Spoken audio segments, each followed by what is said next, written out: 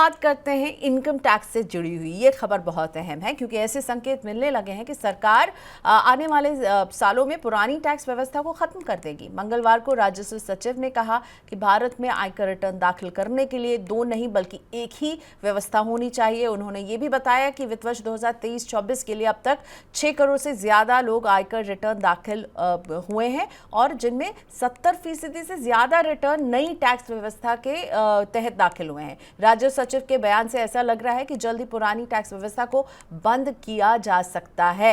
तो ये अब सरकार आंकड़े के साथ तैयार है। अंशुमान जी, आप हमेशा कहते थे कि आंकड़े तो बताए सरकार, और अब आंकड़ा दे रही है आपको कि भाई नई टैक्स सूची में ज्यादा लोग जो है उसके तहत रिटर्न फाइल कर रहे हैं। तो क्या लग रहा है, अब तैयारी पूरी है? देखिए, इस बात की संभावना पहले से थी। हम लोग बजट के दौरान अलग अलग कार्यक्रमों में चर्चाओं में कह रहे थे कि अब समय आ गया है जब सरकार को दो टैक्स रिजीम की व्यवस्था खत्म करनी पड़ेगी। 2020 से ये नई टैक्स रिजीम स्टेब्लिश हो गई। पहले ये ऑप्शनल थी, फिर डिफॉल्ट हुई, और अब जो रिटर्न फाइल के आंकड़े हमारे सामने हैं उसमें जो 6 करोड़ इनकम रिटर्न फाइल हुए उनमें 70% रिटर्न नई स्कीम में आए हैं। यानी अधिकांश लोग ये मान रहे हैं कि वो नई स्कीम में चले गए, और 70% का मतलब ये मान के चलें कि केवल 30% लोग पूरे इनकम टैक्स यूनिवर्स में, टैक्स पेयर यूनिवर्स में ऐसे बचते हैं जो अभी भी पुरानी टैक्स रिजीम में बने हुए हैं। और हमें पता है कि वो लोग हैं जिनके पास होम लोन होंगे, जो 80C की बचतों के साथ अपने बचत की रियायतें लेना चाहते होंगे। लेकिन अब यहां से आप ये मान सकते हैं कि इस साल से इस पुरानी टैक्स रिजीम की उल्टी गिनती शुरू हो रही है। केवल 30% लोगों के लिए सरकार इतनी बड़ी रिजीम को शायद आने वाले समय तक नहीं चलाएगी। अगले साल इनकी संख्या में और ज्यादा कमी आएगी, और इस बात की पूरी संभावना है कि अगले साल के बजट में या फिर नए इनकम टैक्स कानून की जिसकी तैयारी हो रही है, जिसके बारे में वित्त मंत्री ने अपने बजट भाषण में संकेत भी दिया था, उसके साथ सरकार इस पुरानी स्कीम का एक सनसेट क्लाज लगा सकती है। और सनसेट क्लाज के तहत एक निर्धारित अवधि के बाद, एक निर्धारित सीमा के बाद ये स्कीम अपने आप खत्म हो जाएगी और लोग अपने आप स्वचालित रूप से नए सिस्टम में ट्रांसफर कर दिए जाएंगे। तो अलविदा पुरानी टैक्स रिजीम, इसकी शुरुआत कहीं ना कहीं संकेत मिलते हुए नजर आ रहे हैं।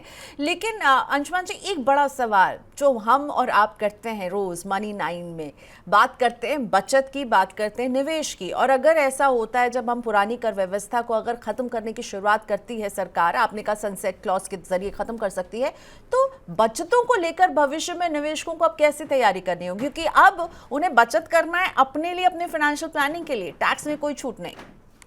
हाँ, और ये संकेत एक और भी है जो हम लोग लगातार कहते चले आ रहे हैं। आपने सही कहा कि भारतीय इनकम टैक्स की व्यवस्था अब बड़े ट्रांजिशन के दौर में है। भारत में इनकम टैक्स की व्यवस्था शुरू हुई थी बचतों को प्रोत्साहन देने से, ताकि लोग अधिक से अधिक बचत कर सकें और उसके बदले वो टैक्स बचा सकें। सरकार सैद्धांतिक तौर पर अब इस नीति से पीछे हट गई है और इस नीति को समाप्त करने की तैयारी कर ली गई है।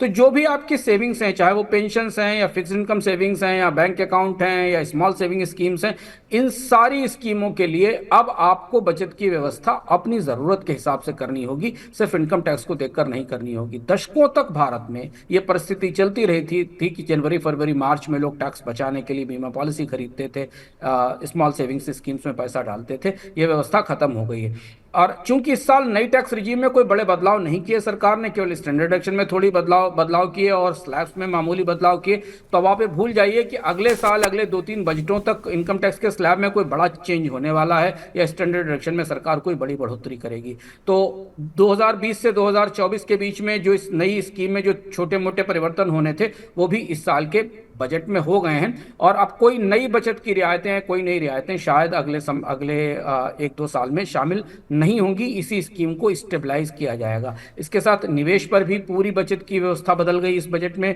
लॉन्ग टर्म कैपिटल गेंस को लेकर, शॉर्ट टर्म कैपिटल गेंस को लेकर। तो अब एक तरह से बचत और निवेश पर इनकम टैक्स के ढांचे में जो लंबे बदलाव थे वो इस बजट में आ गए हैं। तो इस साल के बाद आप अगर अपने टैक्स की प्लानिंग करना चाहते हैं, अगले 3 महीनों में ये रिटर्न भरने का महीना है और उसके बाद अगले साल की आप टैक्स प्लानिंग शुरू करेंगे, तो आप ध्यान रखें कि आपकी बचत और निवेश पर आप टैक्स रियायतों की कोई बड़ी गुंजाइश नहीं है, और इसको निगाह में रखकर आपको अपनी बचत की प्लानिंग करनी चाहिए।